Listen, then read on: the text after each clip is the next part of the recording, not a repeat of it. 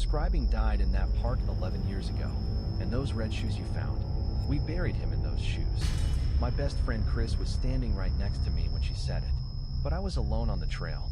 Chris had vanished 10 minutes earlier. My name is Jake, 26, from Colorado.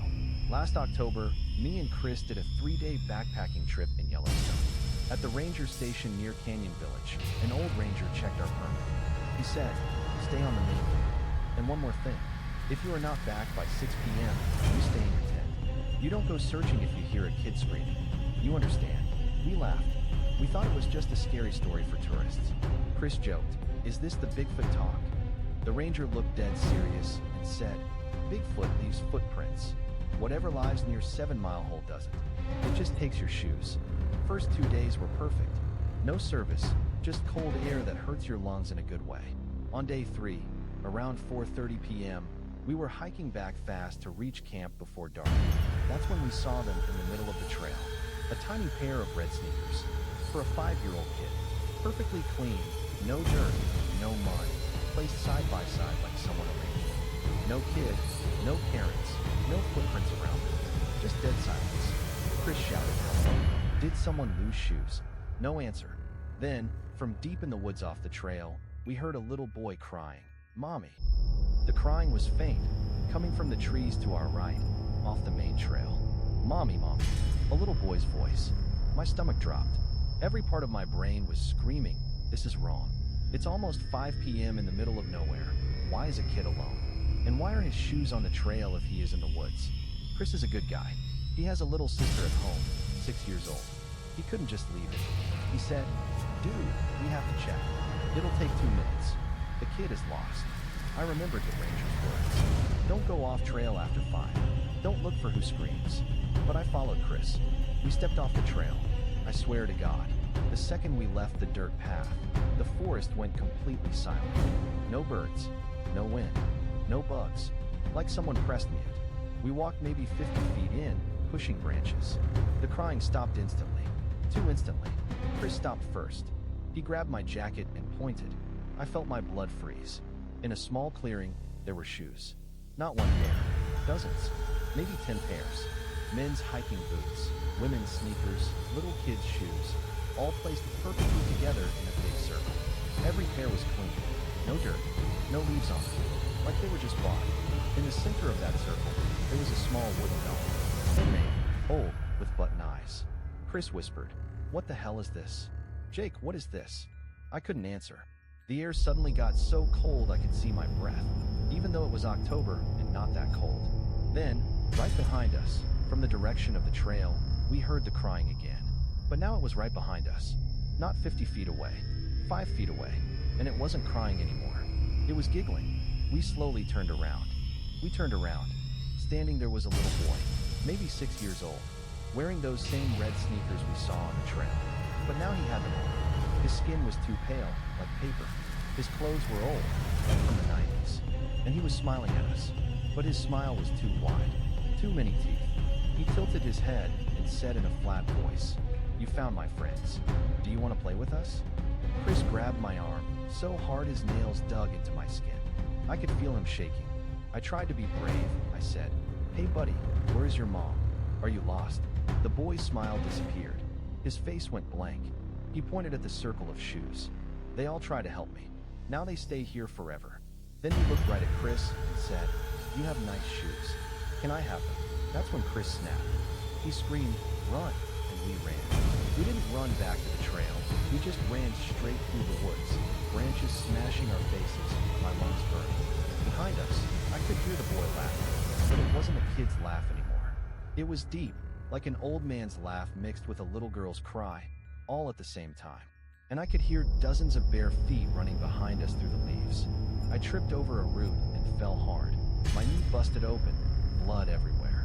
When I looked up, gasping, I was somehow back on the main trail, right next to our campsite, like I had teleported 500 feet in 2 seconds. But I was alone. Chris was gone. I screamed his name until my throat was raw. "Chris! Chris!" No answer, only the wind. And then, on the trail in front of me, there was a new pair of shoes. Men's hiking boots, size 10, Chris's size, placed perfectly side by side. still warm. I picked up Chris's boots with shaking hands. They were still warm from his feet. I was crying, yelling his name like a crazy person. The sun was almost gone. It was 5:47 p.m. I remembered the ranger's rule: be in your tent by 6 p.m. I left the boots there and sprinted to the ranger station. I ran 2 miles with a bleeding knee. I burst into the station. The same old ranger was there, drinking coffee. I was bleeding, sobbing, couldn't even speak properly. I finally told him everything. The red shoes, the crying, the circle of shoes, the boy, the doll, and how Chris vanished and his boots appeared. He didn't look surprised at all. He just slowly poured me a cup of black coffee. He said, "Sit down, son." He said, 7 Mile Hole is not on any map we give tourists. For the last 20 years, 2 or 3 hikers vanish there every year. Always the same. We find their shoes, perfectly clean, perfectly placed together in a circle. Never find the bodies. Never find footprints. In 2012, a 6-year-old boy named Michael disappeared there. Red sneakers.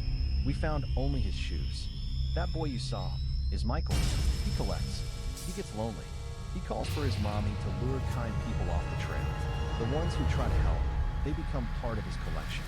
I asked, "Why didn't you close the trail? Why didn't you warn us more?"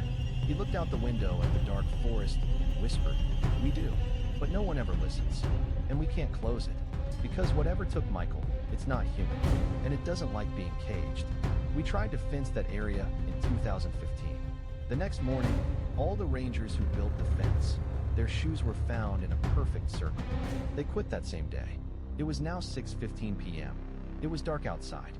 The ranger locked all the doors and windows. He looked at me and said, "He knows you now. He knows where you camp." Just then, my phone buzzed. No service in Yellowstone, but it buzzed.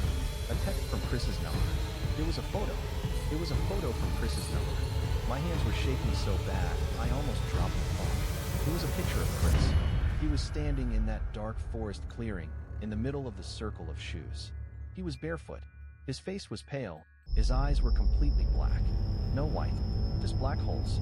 And he was smiling that too wide smile with too many teeth. Behind him, I could see dozens of other people, men, women, kids, all barefoot, all pale, all smiling the same terrible smile. And in the front of them all was that little boy in red sneakers. The text under the photo said, "We saved a spot for you. Your shoes will be so pretty here." I showed the ranger. His face went white. He grabbed his radio and called search and rescue. He said, "We have another one at 7 Mile Hole. Male, 24, blue jacket. And his friend is gone. He is part of the circle now."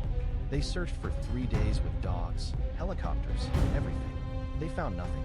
No Chris. No circle. No wooden doll. Only his boots, still sitting on the trail. The Park Service report says Chris Carter got lost and drowned in the Yellowstone River. Case closed. But they never found a body. I left Yellowstone that night and drove straight back to Colorado. I thought it was over. Last week, 8 months later, I got a package. No return address. No stamp. It was just sitting on my front porch. Inside the box, there was a pair of hiking boots. My size, perfectly clean, placed perfectly side by side. And at the bottom of the box, that little handmade wooden doll with button eyes. And yesterday, at exactly 2:13 a.m., I got a call. Unknown number. I answered. It was Chris's voice, but it was mixed with that little boy's voice. He whispered, "Jake, it's cold out here. When are you coming back for your shoes?" I haven't slept since. If you are watching this and you ever go to Yellowstone, please stay on the trail.